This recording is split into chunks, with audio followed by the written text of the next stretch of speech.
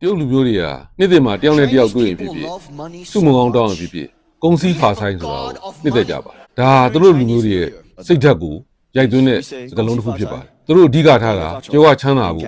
ဥစ္စာဒနာတိုးပွားဖို့မင်းမျိုးဂျပန်လူမျိုးတွေကဂမ်ဘတ်တီမိုကိုတိုကျိုးစားအထုတ်ပါယူသားပါဆိုတဲ့စကားကိုသူတို့ကအမြဲတမ်းလေးထားပါတယ်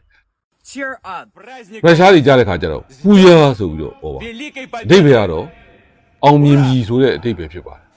ဒါသူတို့လူမျိုးတွေရဲ့စိတ်ဓာတ်ကိုရိုက်သွင်းတဲ့စကားလုံးကြီးဖြစ်ပါတယ်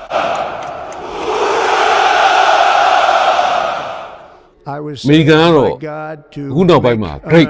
ကိုသုံးပါတယ်ကြီးကျယ်သောကြီးမားသောအောင်မြင်သောဆိုတဲ့သဘောပဲဖြစ်ပါတယ်ဒီကံ great game ဒီကလူမျိုးတွေကြားတဲ့ခါကျတော့သူကဘာသာရေးနဲ့ဝိညာဉ်လောကနဲ့နှွယ်ပါတယ် namaste ဆိုပြီးတော့လေးပြပါတယ်ကျေးဇူးတင်ပါတယ်ဆိုတဲ့သဘောကိုညံ့တာကိုတွေ့ရတယ်ကျွန်တော်တို့ကလည်းအဲ့ဒီကကူးဆက်လာပြီးတော့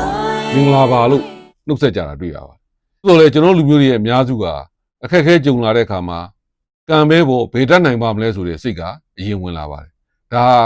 ပြောညံ့တဲ့စိတ်ဓာတ်တစ်ခုဖြစ်ပါတယ်မြတ်စွာဘုရားဟောထားတဲ့အထက်မှာ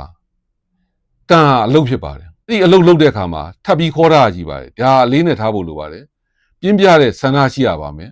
လုံလဝိရိယရှိရပါမယ်မိမိအလုပ်ပေါ်မှာစိတ်အားထက်သန်စွာလုပ်ရပါမယ်နောက်တစ်ခုအရေးကြီးပါတယ်ပညာလို့မသုံးပါဘူးဝိမာန်သားလို့သုံးပါတယ်ပညာတတ်အောင်လည်းမရပါဘူး